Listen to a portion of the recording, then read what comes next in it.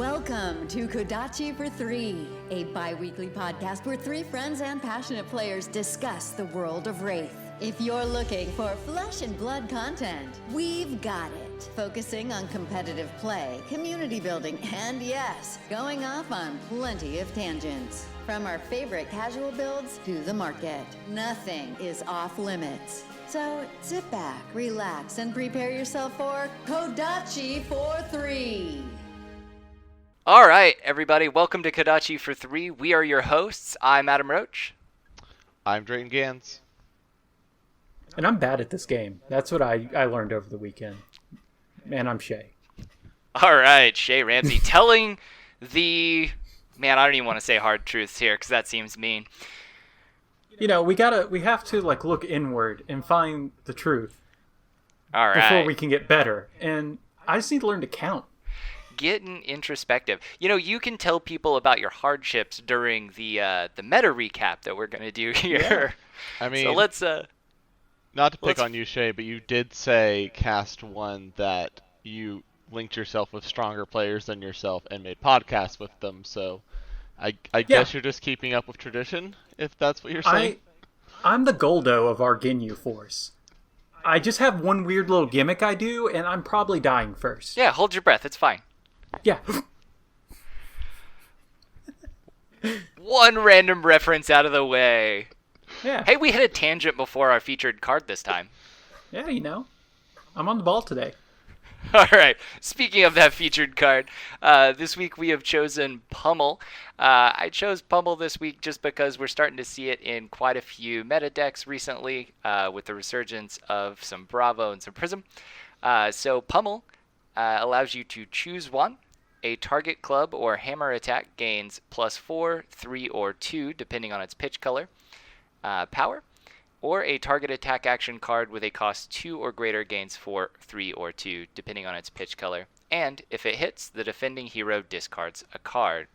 The card has a defense or block value of 2, and it costs 2 resources to play, and has absolutely no flavor text, but has a beautiful picture of a giant club. So, what do we think? What's it do? I mean, this card, like many attack reactions, the primary thing is getting through hit effects. This one has the added benefit of increasing the devastation of those hit effects whenever it does hit. I'm thinking of, in particular, Erudition turns where they pummel on top of it and get both the Erudition trigger as well as the discard trigger. On its own, it also has the beautiful benefit of turn disruption. So your opponent might be like, I'm not going to block because I have a plan. And now you've changed their plan. They can no longer go with the plan they had in mind because you have disrupted that. And even if they are getting the choice, it still can be very difficult to formulate your hand around now missing that random card. Well, not random, but you know what I'm saying. Hopefully. Yeah. Yeah, absolutely. No, and I actually do think the blue one has okay amount of value depending on how you're structuring your Bravo decks, kind of pitch pool. That little bit of flex you have where in an odd turn where you could, make Anathos an 8 or something, or even swing with one of your weaker attacks and potentially get a crush effect and a discard on top. It just kind of, you got to be able to pressure a bit more with Bravos here lately, and I can see that kind of, a blue's a blue, but this is a blue that has a little secondary fun effect. I mean, and I super like the yellow pummels in a more aggressive Prism build, though I don't think that Aura Prisms are using it all that much, if I'm correct. I think sometimes they'll run it, but it's relatively rare. I mean, the card does only target attack actions and hammer or clubs, so of course it's a natural fit into heroes like Brute and Guardian. But like you said, it's not only limited to those. Heavy resource decks like Prism do use it pretty heavily. I mean, my particular favorite play of this thing is the Anothos play, where you have actually only pitched to swing Anothos for 4. So I pitch a 3-cost card to pay for it. I then attack react with Pummel, pitching another 3-cost to pay for it, and now my 4-strength Anothos card has actually gotten to 10 if I've done a red Pummel. So +4 for the Pummel, +2 for the Anothos effect that gains +2 as long as I have 2 pitch cards with 3 cost or greater. I mean, basically, it's something everybody needs to be aware of out of Bravo. If they're swinging at you for 4 with 2 cards in hand, it's still really hard to play around. No, I think that's really fair. I do think that's more of kind of a cutesy play, if that makes sense. I mean, in my regard to the current meta, damage is just damage. Hit effects are really what's kind of separates your disruption style plays. So getting that disrupt effect can be more important. I think if you are seeing this in Bravo, generally speaking, they're playing it more on the Anothos. I do think that is correct. But I think the disruption of pulling a card out of hand is what really flavors this card, is having access to that, right? It's not just the access to additional damage on things you're doing, but also the threat of turn disruption. For example, if let's say you come in with an attack as Bravo and you're like, you know what, I have Pummel in hand, so I'm just not going to dominate. They might recognize that you're telegraphing that you're about to Pummel, and it might be a red Pummel in hand, which will get the crush effect if they block the exact amount. But do they want to waste their whole hand to respect that, or do they want to just suffer through? I mean, they still might be taking 10 or more damage and then still having to discard a card. So I think those types of plays, the flexibility there, and you might not even have it. You might bluff it as a Bravo, and even that can have power in itself. Sometimes bluff plays win games. I'm not saying it's something you should always do, because you'll get called on it, but I think it's something to consider. I mean, just because I've put you on a Pummel doesn't necessarily mean that I can do much about that, right? Even if I do go ahead and choose to block it out this time, that just means you're not going to play it, right? So if I overblock, you're just going to arsenal that Pummel. Now I have to worry about it later, leaving me in the position of deciding when I take the Pummel. And from my perspective, Pummel is also very great, like you said, for turn disruption against people like Chain, who honestly just don't want to block you. They want to sit there with a full 4-card hand or 5-card hand if they've got something in arsenal. They want to eat that damage and swing back harder, whereas Pummel does punish that play mentality by saying, okay, now you've taken a bunch of damage and I have blunted your turn. Exactly. Yeah. Maybe a bit weak to some of the control stuff, but not too bad. I mean, this is a card, just like all defense reactions, it's weaker to, or attack reactions, it's weaker to defense reactions. So you're making them burn it, though. Like, I don't know. I mean, that is the thing, though. They can, if they are putting you on Pummel, they can block to it, to the number, wait for you to react, and then react to you, negating its effect. Which, if they're a more control, mid-rangey style deck, that might be in their game plan to eat your disruption turns that way, rather than eating them through having an off turn themselves. Yeah. That's something they can do. There's a lot of decks that can't or won't do that, though. That don't really run extreme defense reactions, basically, that are just on Fate for scenes or Sink Below. For sure. Well, fun. Do it, I guess. Yeah. Not much more to say about old Pummel. Swing it hard, swing it fast, but on to the next. So let's just talk a little bit about what we've been playing recently. What's everybody been doing for the past 2 weeks of Flesh and Blood? Well, I started by playing more Ninja, and then I read a bunch of rules manuals, is what I did. So you sound excited.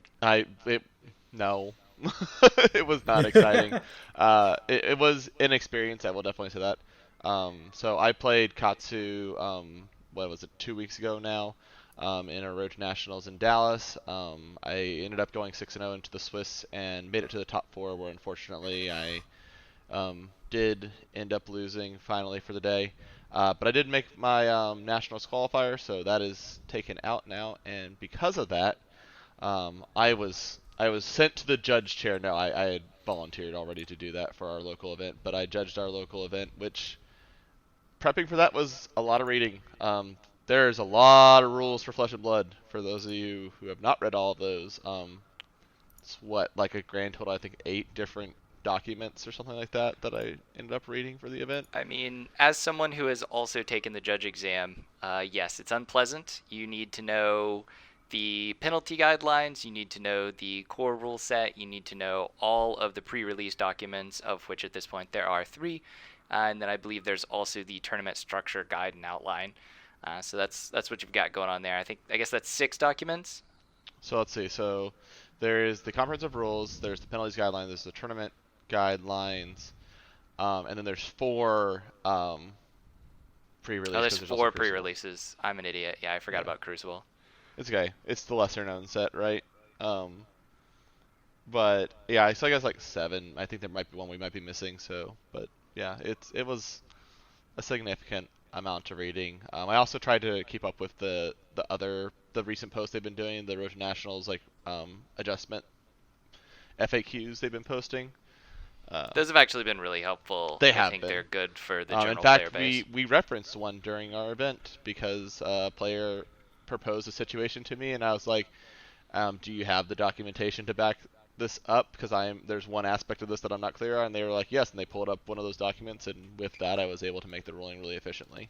So worth noting, if you are playing a deck and you know there is a weird rules interaction, but you're confident that that is how it works, I would strongly recommend keeping that documentation on your person when you go to events, like on your phone or something like that. I know there's the no electronics rule, but I'm sure a judge, if you're like, hey, on my phone I can show you exactly where LSS has ruled on this.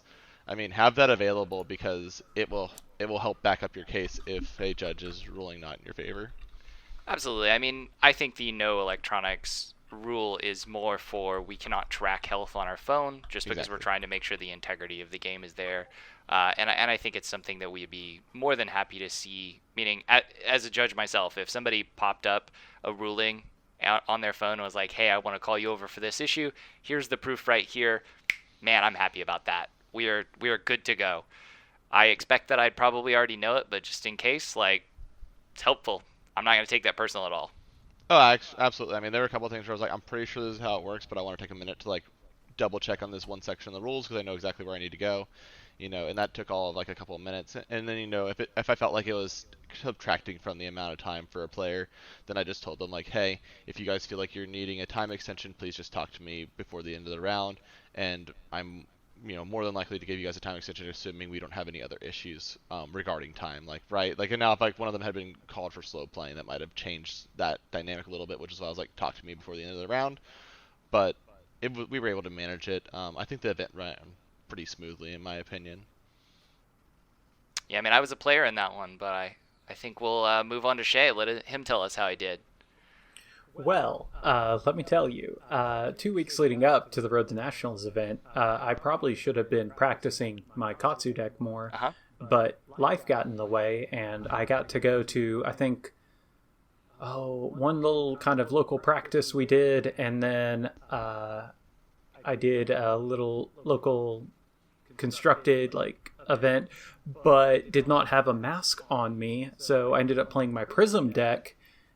Did well with it, got second, but turns out not the best like experience for prepping for your Road to Nationals event playing a different hero. So I went 3-3 for having essentially zero practice and not drilling the chain matchup at all. I feel pretty good with that because 2 of my losses were the chain players. In retrospect, they were both close. I kind of identified where I made my misplays. One was a sideboarding mistake, and the other was a play mistake on a turn. I probably should have just defended out because my counterpunch was middling at best. And I also lost to Dorinthia, and the more I just, I don't know. Dorinthia matchups are my kryptonite. I don't know why. Got a built-in practice partner for that one, even. And I don't know, man. So I know, when I come to the can event, blame my me. deck's like, do you want all red cards? I'm like, deck, please. We talked about this. Fair enough. Well, we're still proud of you for 3-3, especially since you refused to practice the right deck. Yeah, it's okay. Glad I didn't bring the Prism deck. It would have got demolished. Oh. I don't know. Prism's doing all right. Yeah, Not mine. I think it's more about how you play than what you play. which we can talk about more in our breakdown. We were going to do a meta breakdown, weren't we, guys? We are, yeah. Well, I yeah. mean, oh, okay. So I have had a lot going on with family and my home maintenance, so that's been fun. So I have played less than I'd like, but I have played in 2 Road to Nationals events recently. I played in the one in the Dallas area. I played in the Edmond one, which Drayton was the judge for. So each of them about 50, 60 player events. I played Dorinthia in both with a list that I feel like is relatively unique to me, at least for Dorinthia as far as it goes. And I feel like I got decent results. I was the top Dorinthia player in both events, placing about 13th and 11th. Though I have been using the majority of my practice time to get a feel for other current meta lists like Chain, Bolton, and maybe a little bit more recently some Dash, though that has been post our event more than it has been prior to it. Not because I did not want to grind or practice my own Road to Nationals deck, but Dorinthia is a comfort zone and a home for me, so I feel like it's better for me to spend practice time on other decks so that I learn how they interact and how they play, what kind of tricks they might have. I mean, you can get a ton of knowledge playing other things. Whenever I was first starting out this game, I bounced around heroes a lot, and people were like, just pick one and stick to it. But honestly, I think it served me a little bit better in the long run because I have a general understanding of how most of the heroes play. I think I Yeah, play the better. matchups where it's... Oh, go ahead, Adam. I was just going to say, I think I play a little bit better once I've played a hero, right? So, for example, I play better into Bravo after having attempted to play Bravo. It's not that grinding games into Bravo doesn't teach me some, but it's still different than me seeing the hands themselves, really thinking about how I'm going to sequence my cards, really thinking about how I'm going to do my interactions, my pitches, things of that nature. It's very different to see it as a pilot than to have it piloted into you. And I think I gain a lot of value to that. I know everybody's learning style is a bit different, but I think there's value there. I do. I 100% agree. Like, the matches I've come up against with things I've got more than a passing familiarity with playing, like my aggro Katsu deck could take those apart. Maybe I should have practiced some more chain. Maybe I should have practiced chain. Maybe I should have jumped in the pilot seat for people getting reps. I've got the deck. We can still do it for you. I was gonna say, if only you knew people who had chain cards that could, let you practice with that. It's okay, guys. My Road to National season's over. I had the one shot. Like, I'm in off season. I'm gonna practice sealed. I got a calling coming here in October. That's fair. Drayton and I have 2 or 3 more to go, so we're halfway. And with that thought being halfway, maybe we should move into what we're kind of calling our mid-season meta breakdown here. So I used some data here from our event, from Tower Number 9, and from Fab Dojo, which is an excellent site that I believe Matt Rogers, or one of Matt Rogers' friends, has put together. So I apologize if I cited the wrong person there. But they've all put together quite a bit of data, and that allows us to see what is about 36 to 40 events worth of data, and then up to 60 events worth of data for win-losses, top 8s, things of that nature. But we have full data, including hero breakdowns for about 40 events.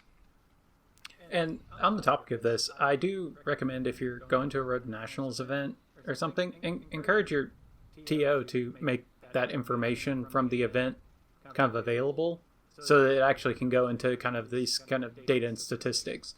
Coming from like the Warhammer sphere, this was like a recent, within the time of me jumping in playing, of kind of a push from the community to start running like stats and stuff, and getting kind of tournament organizers to put that information out in a way that's like conducive to like community statistical analysis.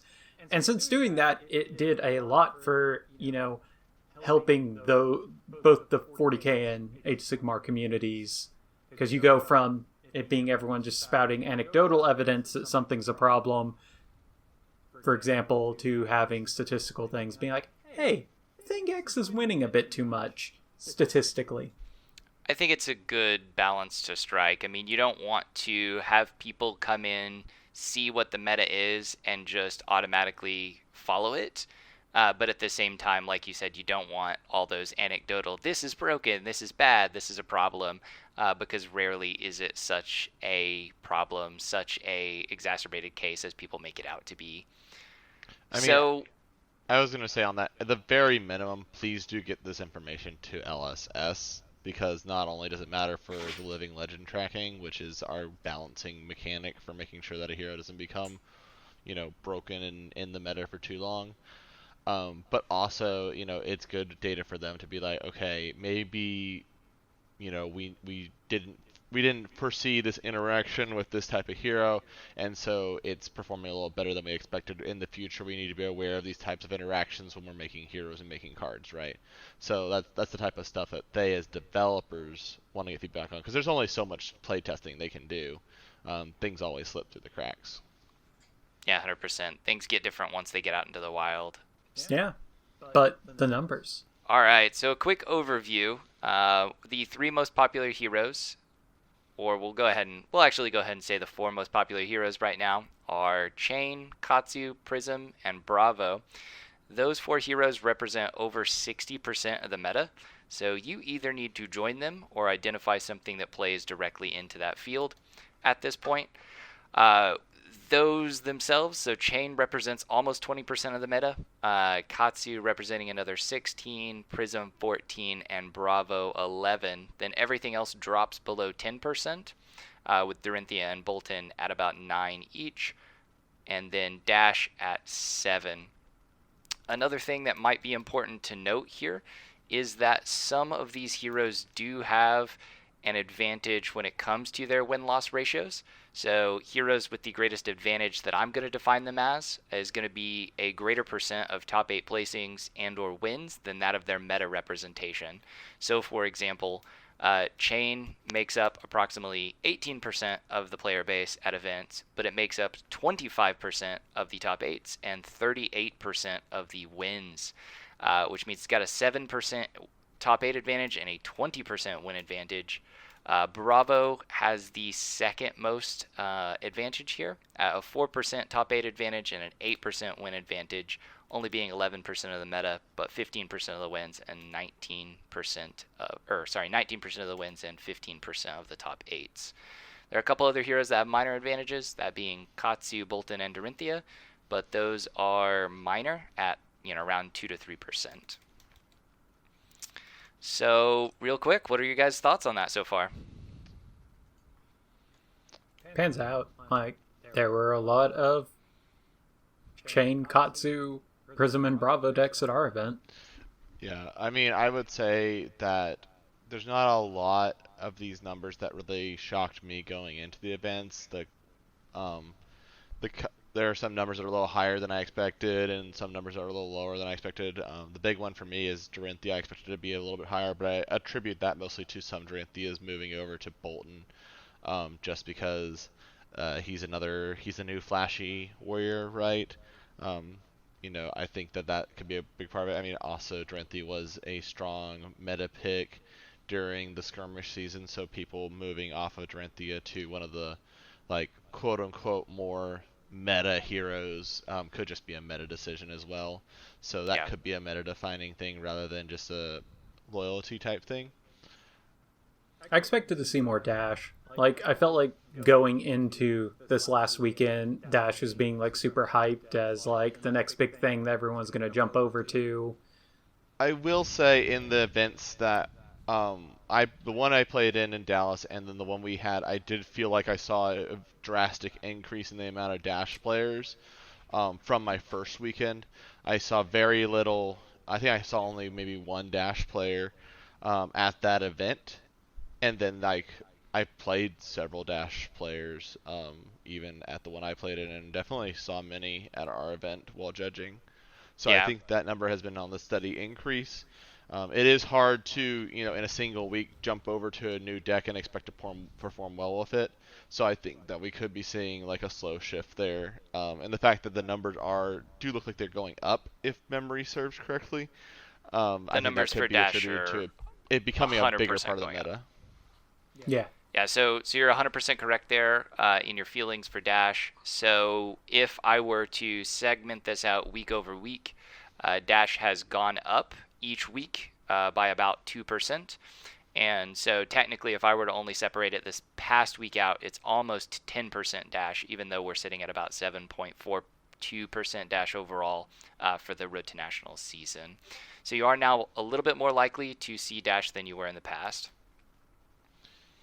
The other thing we've seen grow quite a bit, actually. So Dash has grown, but we've also seen a fair amount of growth out of Bravo. So I believe that is a response to Chain's dominance, because Bravo seems to be the best deck played into Chain, or at least the highest win rate into Chain. That's definitely interesting. We still see more and more people migrate into Chain, but at this stage, Chain has the widest margin of placings. So for example, in our 52 player event, a Chain player won, but a Chain player also got like second or third to last. They were on virtually the same deck. It's incredibly strong. It's just not quite an auto player deck, and it has a lot of new players trying to take advantage of the current player power level. Absolutely, and to speak more to that, because you did an awesome job breaking down the data from our event. You were the one who kind of took over that afterwards, because I did not have time as I'm starting my new job this week. But I do think it was really interesting to see how it looked like across the board. Like you had almost every hero that was represented, for the most part. There were a few exceptions, but for the most part, almost every hero there was one that placed very high, and there was one that placed very low. And I think that speaks to how like the thinking game behind Flesh and Blood is very important. It's less about what you're playing. There's not necessarily a deck that you can just pick up and be like, oh yeah, this is just going to win because it's this deck. It's more about how you operate and pilot said deck into the rest of the field. We were even having a conversation about like how to define decks earlier today, Adam, and I was talking about like, well, I feel like part of defining a deck is when does it want to win, but then each individual hero wins a different way, right? And so I think that people who are just like, oh, well, I'm used to playing aggro, so I'm just going to jump on Chain because it feels aggro. I mean, I as someone who is currently playing aggro Katsu, I feel like if I were to jump over to Chain, and even having practiced Chain into other people, it feels drastically different than aggro Katsu. And so I personally wouldn't even feel comfortable just jumping into it. I think I could do okay, but I wouldn't necessarily prefer to do that without more practice. Chain's stressful to play. Like, you got to pay off your student loans every turn. It's just... I mean, I'm not personally a big fan of Chain, not because I don't think he is amazing, because I completely believe that he is. I think for me the issue is a chain-on-chain matchup feels a lot more lucky than I want it to be, meaning I think a chain-on-chain matchup pulls out a lot of the skill that we just talked about, the benefit you get from repetitions, things of that nature. And that's not really something I'm looking to add into my play in Flesh and Blood.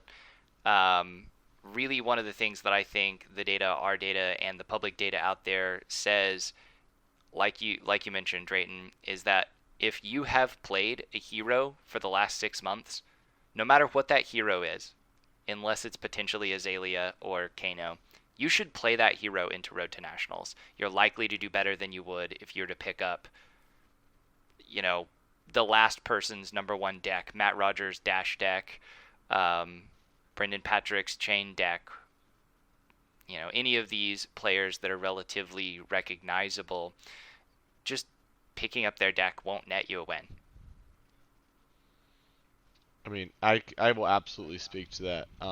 For example, in the Dallas tournament, I played several different dashes, and I happened to play one that was their meta's main dash player twice. And while I won both games, they were exceptionally close, and I would consider that to be a matchup that I think aggro Katsu is favored in versus Dash, personally. I agree. 100%. But I agree. that being said, the game was close because of his player skill on Dash. Now, another player played in the same event, almost identical deck guaranteed, absolute dumpster fire. Like, I was in complete control the whole game. So, but it's because they weren't seeing the exact same lines of play, right? And so I could tell by the player playing it that they were a very skilled player, but they didn't know how to handle that particular matchup on dash. Like I could see the wheels turning up there, but they were missing some of the instruments to get everything running. Does that make sense? Yeah, absolutely. Yeah, there's something to be said to playing something that's in like your kind of wheelhouse, because like, I mean, I feel comfortable with most any aggro deck in any game, but man, give me a control deck and I flounder. It'd be the most broken control deck you can think of, and I just Yeah, I'm typically a mid-range or a flex player. I know that doesn't necessarily apply to every situation, but I do typically like the ability to drop in and out of aggro and control type playstyles, and so all in on one or the other, I tend to falter a bit, meaning I'll overblock in an aggro deck, and I will underblock in a control deck sometimes, and that costs me games. I know that's overly simplistic, but it's definitely true. Let me see. Other general thoughts, I don't want to move along too fast, but I feel like at this stage you can basically 100% gamble on or drop your null rune outside maybe a one of for chain. Even for aggressive decks, you might even just drop it all together, because Kano is at 1.5% of the meta. Its win rate is abysmal. No, I will say on the topic of null rune in an aggro, like if you're running kind of aggro, I think actually not slotting my one piece of null rune in one of my chain matchups, because my previous one I felt it was irrelevant, probably cost me the game. I probably took 5+ damage from Arcane over the course of that game, and when it came down to being able to, probably 1 or 2 health, if I would have been able to have, I probably would have won that game on the crackback. So yeah, I don't know. I think the one piece of null rune's still worth it in that chain matchup, no matter how aggro you are. I usually agree, but some of the aggro Katsus can put out, 20 plus damage on their third turn, and if you're just racing, right? Well, and another thing to consider, this is something that I learned between my 2 Road to Nationals that I can speak to, because I did suffer versus chain in my first Road to Nationals, as we discussed in our last podcast, and in our second Road to Nationals that I went to, my last 2 rounds in Swiss were actually versus chain, and I won both those games. But what I started recognizing differently was, okay, yes, this is a race, but there are going to be turns where I'm going to see, okay, this turn is weak for them. I can still have a strong turn, but if I block this attack, their turn gets shut down, right? And me recognizing, like, yes, I could have a bigger turn if I let them hit me and I do the whole race strategy, but just, again, learning better how to block and what to block saved me more health in the long run, which let me get away with not having the null rune, right? Because now I can take that extra 5 arcane damage because I saved myself 5 physical damage earlier when I chose to block as opposed not to block. And again, I'm not saying do this on every hand as an aggro Katsu. I'm just saying, like, finding those intervals where it's like, okay, it's better to block here, or it's better to hold and just take it. I mean, that's really what's going to define those matchups, especially at those upper tables. I agree, and honestly, I think since we all have a little bit different deck specialties, at some point it might be worth doing an episode over identifying the pivot.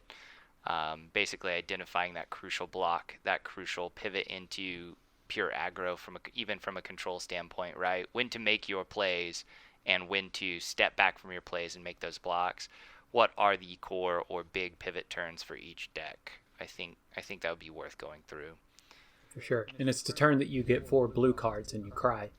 I mean, I would love to do that. I feel like it's so tricky to do, though. Just because it for me personally, in my perspective, it depends so much on what else is going on in the game, right? So it depends. Like, for instance, if I'm looking at a hand situation, I'm like, man, this hand is garbage, but we're at like only a few more life left. I'm probably gonna hang on to it like my life depends on if I can afford to, because I can still push that pressure through even with an all blue hand if I have snapdragons up and things like that. Like, the situation is defined by where we are in the game and what I still have available tool-wise to me. On the other hand, if it's turn 1 and I'm burst chain and I'm like, I got all blues in hand, I'm blocking like a crazy man just because I'm not doing anything with my turn, right? Sure. But that being said, it's so much is defined by the ebb and flow of this game, and that's what I find like really fascinating about it, is that finding those pivot points, it's kind of almost an art less than a science in a weird way. And that's where we have these players who are consistently just doing well, even on different decks. I think Matt Rogers didn't he just won with Chain. He's won with Chain and Dash so far. He's won with 2 different heroes in a very short span of time. But it just shows like he understands that ebb and flow really, really well. I agree. I mean, a lot of that is going to come down to feel. I do believe there's some things you can identify and some things you can pull out as a, hey, here's a good cue or here's a good identifier. Absolutely. But we can never break it down to, meaning we can never take the essence of a good player, the reactions of a good player, and talk about it to the point that we could convey that to another player. It'll never be 100% effective. As much as I wish I could. Of course, then everybody just start beating me, so... Yeah. Up in the downside. Yeah. Okay, guys. So we'll do our final little topic here. I think we've talked a little bit over half an hour so far. Let's move into some quick things over community building. I've been getting a few messages about this on Facebook and a few external communities where people have kind of driven down and seen our local meta, participated in some of our store events, or just heard about our store because of some of those events, and asking me about how we started our community, how we felt about our community, and if there's anything they can do that we felt like that would help them replicate that experience. So I thought it'd be fun to do a quick discussion. We won't go too in depth today, but depending on the response and feedback we get from this, we might do a deeper dive on that in the future as well. So for our listeners, it'll kind of work by us rotating through. We'll just talk a little bit about a core item that we think helps the community. I think I'll go ahead and start off with Drayton. Yes. Yeah. So it's really important that you start with making sure you have a consistent time and place to play. So if you have people just walking by who are seeing you play the game and get interested and want to ask you questions, things like that, they might not sit down and play with you that day. They might not get fully invested. But if it sometimes will just be a thing where like oh man, that kind of did look cool, or oh hey, I wonder, I'm bored and it's that same time and I can go to that place. Maybe I'll go check out that game now. And if you're being really consistent with your times and your places, I think you're much more successful in building that community, just because people are going to be able to come back. They're not going to have you having to message you and be like, hey, when are you doing Flesh and Blood this week? That's not to say don't have multiple stores. That's not to say don't have multiple events or anything like that. But just making sure that whenever you can, try and be as consistent as humanly possible, because it really does pay off for people who don't know your actual schedule. For sure. And it also, like, even if you don't have like a consistent, like, say, place or something, if you have someone that seems interested, like, kind of make sure you have some kind of, be it a Discord, be it a Facebook group, be it whatever, that's kind of like a hub for your local community. Be sure that you're on there and, check and see if like your state, your province, whatever, has like a kind of larger level group as well. And like, be sure to post about your events there and stuff. It helps kind of cast a wider net, get more people, and everything. Yeah, I agree. It's good for the community to see where all is available. I mean, I've built communities out of a Dunkin' Donuts, out of a coffee shop. It's great to have a local gaming store, and we're going to talk about that in the future as well. But as long as your players have a place they can come to you regularly every week, participate in your events, play with you, find you, that's the core. That's really important. Consistency is key. 100%. Yep. So the next thing is trading with a community mindset and paying it forward. So, a lot of people, like, we're all used to TCG player and looking at prices that way, and you definitely want to not, like, your cards are valuable, like they just are. So I'm not saying that, like, hey, just give away free things. But at the same time, if you see there's a newer player and they're looking for a card and you can afford to like take a $5 difference on a trade with them, or even more than that sometimes, or you're like, hey man, you know you want to play this in this event and you've been proxying this card, you just can't afford it. I have an extra one laying around and I trust you to borrow it this event. I'm not saying to go overboard with these types of things, but have that community mindset with your collection and be willing to help promote your community. Like there have been times where somebody's been like, hey, I'm wanting to try out Ninja, but I'm missing a few key commons, and I've just honestly given them the commons, and I've just been like, hey man, I don't want any money for this, just pay it forward. In the future when you have someone coming to you saying like, hey, I'm really curious about Brute and I just need a few commons, help them out too. That pay it forward mindset can really help help your community, show that it's like a friendly, and like we're not here to just like gouge you for money and things like that, and that we're really here to like help each other and grow as a group. It does really set a tone. I mean, I've noticed, so we've ran events for quite a while at this stage. When we run draft events, when we run sealed events, it's extraordinarily common for the majority of the players to hand their sealed pulls, as long as they didn't need the cards, to the newest player in the room, to the guy who hasn't yet been able to buy boxes, to the person who didn't necessarily get a bunch of prize packs there or something of that nature. I see 60% of our community just hand those cards to a new player if they're needed. And again, I'm not suggesting that to build a community everybody has to give away cards, just like you said, Drayton. But it's also just a much friendlier mentality if we go into a trade or we go into an event, and heck, even if I'm just giving you a couple of cards or a couple of commons, then if I'm like, all right, I'm trading this Majestic for your Majestic, but you're 20 cents off, so I'm going to need you to give me one shiny common to make this up. Like, it sets a completely different tone. Also, I'm 100% like, there comes a point where you've cracked like a case and you're like, I don't need any more of the bulk cards, like commons and more, occurring rares. Just like you drafted, just toss those to the new player.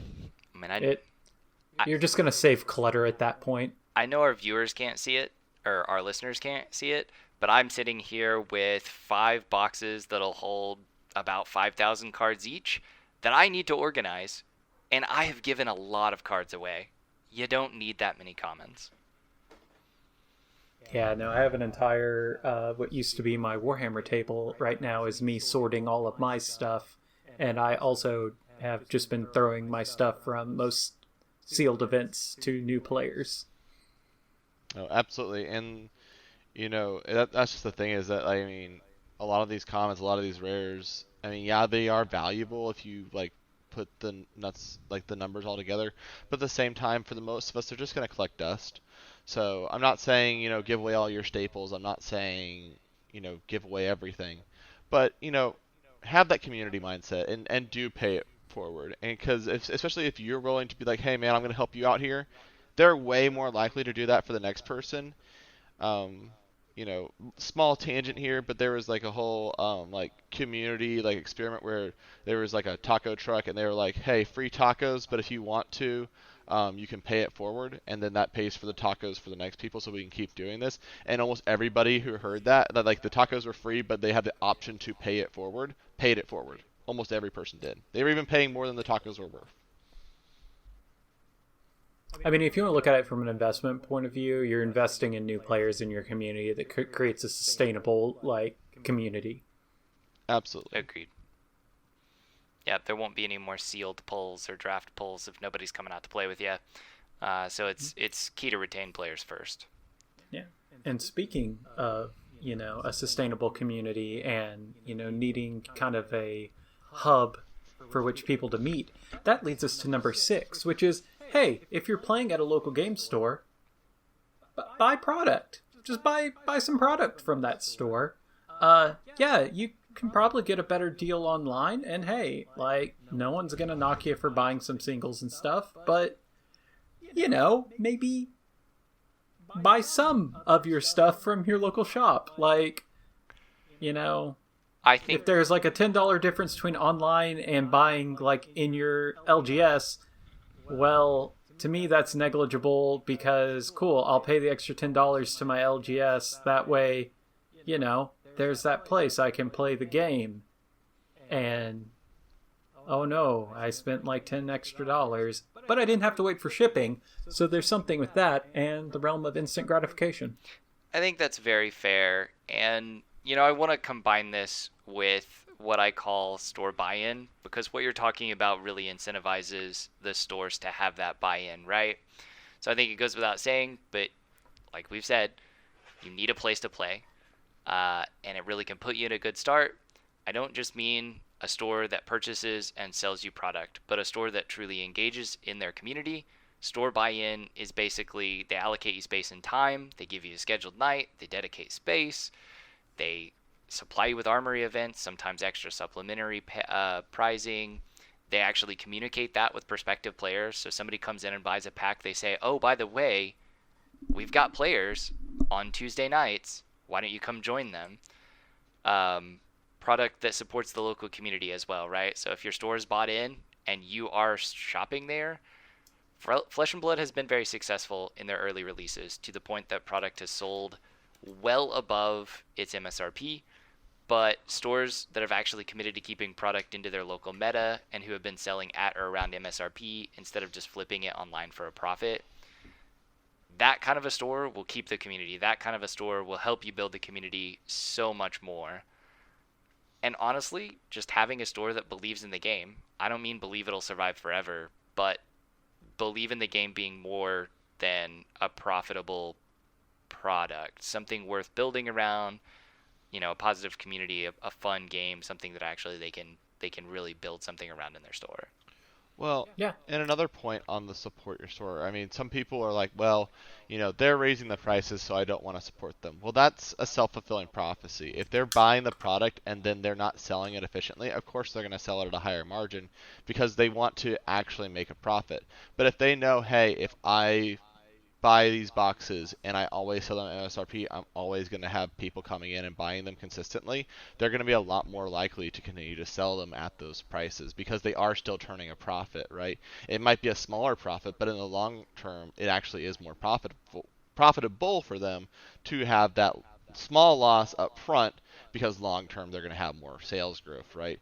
So yes, it can be frustrating up front to support stores, especially if they have a $30 surplus charge on some of these things. But remember, they do have to keep the doors open. They do have to pay for the AC. And so, it can be frustrating at times, but ultimately, the more you support them, the more likely they are to support you back.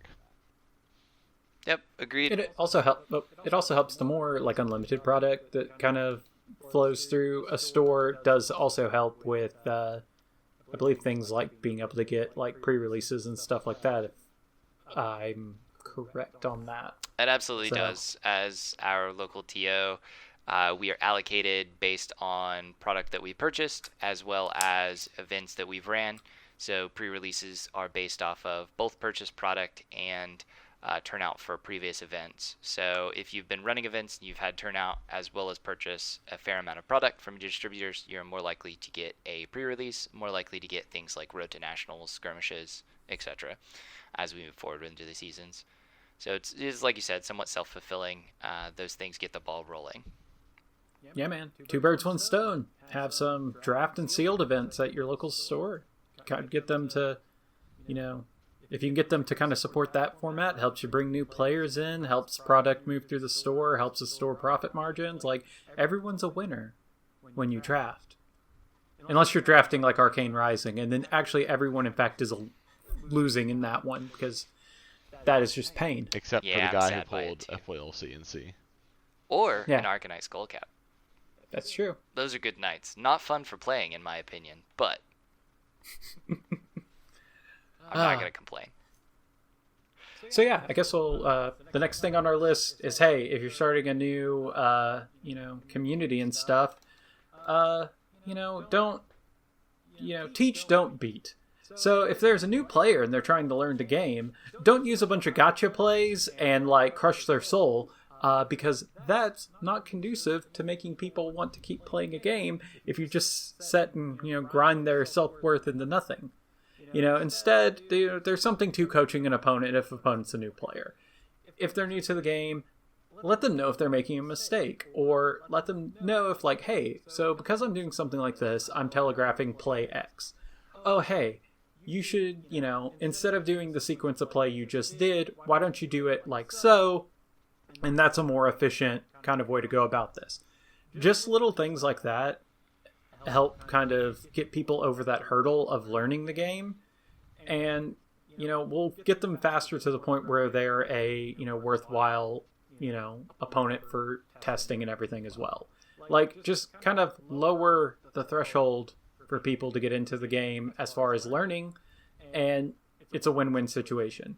Coming from L5R, which was notoriously a brain-melting game to teach, it's okay with people in their first few games to be a little, little hand-holdy. You can guide them, like help them learn. Yeah, I think it's your self-esteem can handle not crushing the new player a time or two, I think. Absolutely. I agree. It's also important to remember everybody's bad at one stage, right? I know some people get frustrated with new players and all the triggers or things that they miss, but people are bad to start with. It's important to know that. Yeah, sometimes like halfway through your first event, you learn that the arsenal's a thing. It's fine. It was a fun event, guys. I liked it. I mean, like that. There were times where I didn't understand how a lot of things in this game worked. Like, for instance, having to pay for defense reactions and things like that. When I first started playing, I was like, oh, I still have to pay for these? That would explain why there's a cost associated with them. Or that you can't use defense reactions on arcane damage. There was a time where I did not know that as well. And, especially with like things like arcane damage, for instance, whenever I was playing a lot more Viscerai, every time I sat down across from an opponent, if they were putting out their equipment and I didn't see any null rune, I made sure we had a conversation about that. Could I have absolutely destroyed them by not letting them have null rune? Absolutely. But, it wouldn't have been fun for me. It wouldn't have been fun for them. There's no real winners in that scenario. Now, this is very different if, that happens at, like, a Road to Nationals event, right? But we're talking more about the community building aspect.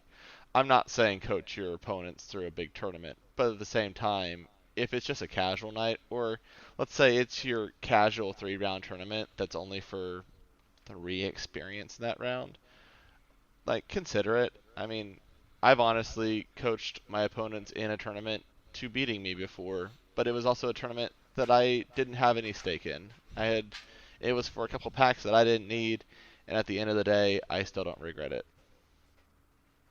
Yeah, local game night, turns out it's conducive. If it's a learn to play tournament, is to help people learn to play. But, Also, point people that are interested in playing the game to like content creators and stuff that have like learn to play videos, because there actually are several pretty decent learn to play videos for Flesh and Blood. And as someone who came from several different games that did not have good learn to play videos, that's a great resource to help people kind of accelerate learning the game, because people don't like to read rule books. Yeah, focus on those that pop up card images and things of that nature as well. It's really nice to be able to read the cards while people are talking about them and while they're actually utilizing them. I'm not saying it's not great to have audio medium or some of the quick play games that are up on YouTube, but the more information, the better there. Actually, the LSS official video isn't half bad. Yeah, LSS, the Professor, and all of the Devastation stuff, which is also LSS or Fab Official, great at teaching the game, great at getting you some examples of play. So I think this feeds really well into casual and welcoming environment. Basically, it's the same thing, no gacha plays, but it's a little bit more an expanded version of this, right? So I want to elaborate a little bit more. All players should just be welcoming to others and accepting of all skill levels and goals, right? So you should foster that within your community. You'll inevitably have some competitive players who want to chase prizes, ascend to above armory level, compete in skirmishes, nationals, ProQuest level events.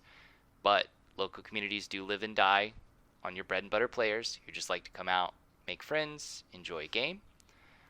You want to provide them some positive avenues for feedback loops, right? Make it to where it's not just the winners who come take home all the cool and interesting prizes every week and they get nothing. So this could be through leagues, random giveaways, raffles, community champion incentives. So hey, you've taught 5 new players the game, you've brought new players into the community. That deserves an award.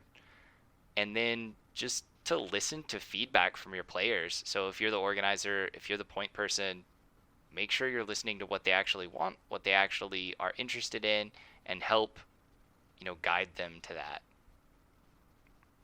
Yeah, coming from in college, I taught, I was the president of our chess and games club, so I have a lot of experience of the Warhammer turn is whack for win at all cost style players.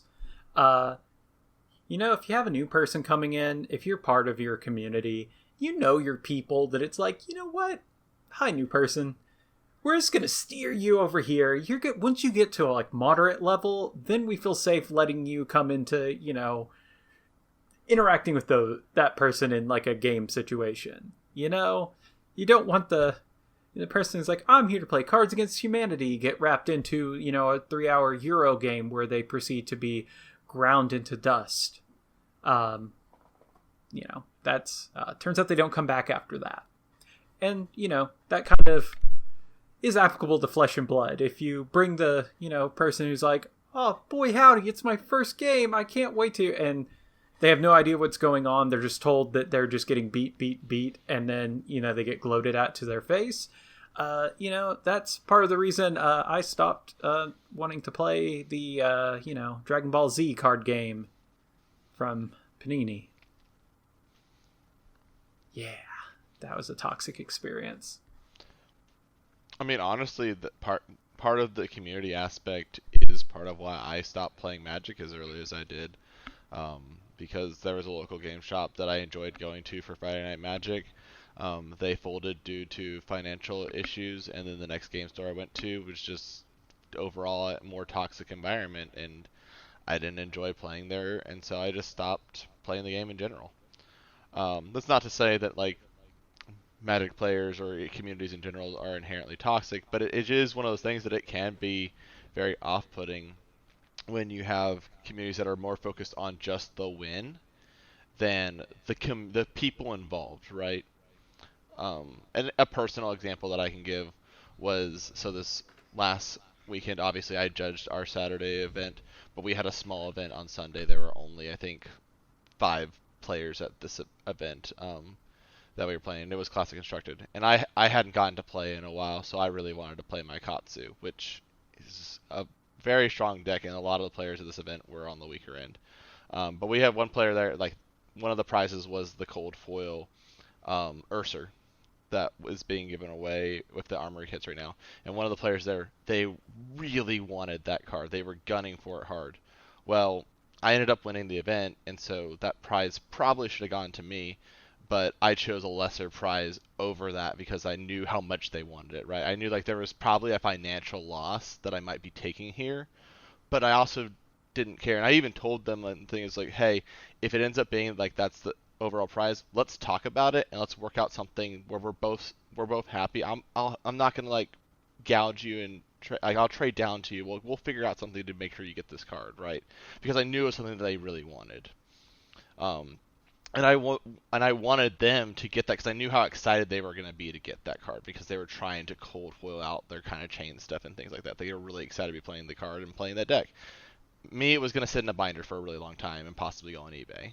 So I'd rather the card get played and someone be really excited to be playing it than to just hoard it and, kind of be a dragon about it, realistically. Yeah. Also, if it's a casual event, and you can tell you're playing against a newer player or the person's oh, this is my 3rd game. It's okay to pull a couple of punches. It's okay not to play the 100% optimal turn and, deal them 20 damage. You can kind of string it along. You can stay in control, but you can let them feel like they have the illusion of a chance. And that also does a lot. With, L5R back in the day, teaching, I would pull punches all the time. Like, I didn't need to, grind my opponent into a fine paste. You can, it's like, you're like, yeah, it's super close. Like, I'm not going to let you know that I'm only playing like half the things I have in my hand. Like, it's okay to do that.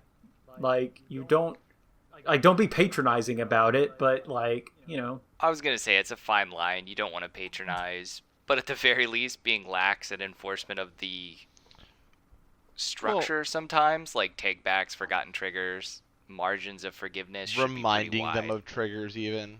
Oh, yeah. Or explaining the action windows to them so that it's clear and they understand that now. It's like, so actually, big thing. Sorry to interrupt you guys. When you're teaching a new player, just verbalize your windows. Just verbalize the windows. Yeah. Then that just makes the world a better place for us all. Bolton can react to give go again here. Would you like to do it? If it doesn't look like they're going to. Things of that nature. Yeah. Absolutely. I mean, and in a weird way, that's also kind of helping you, like watching your opponent's triggers and things like that is actually helping you as a competitive player, because remember, you are responsible for those things when you are at a Rose Nationals event. If there is a big missed trigger, both players will get a penalty for that. So it actually will help you as a player to be cognizant of both what you're doing and what they're doing. It will train your brain effectively. And then, speaking of new players and introductory events and everything, hey, maybe run some introductory events. I know everyone has this, like, shake their fists, get off my lawn about Blitz, but Blitz is great for casual, newer players who are wanting to just kind of get into the game. It plays quicker. You can do it on, like, a weeknight.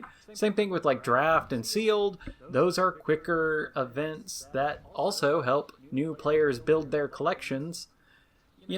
Everything doesn't have to be, standard, classic constructed, everything. You can have a little more.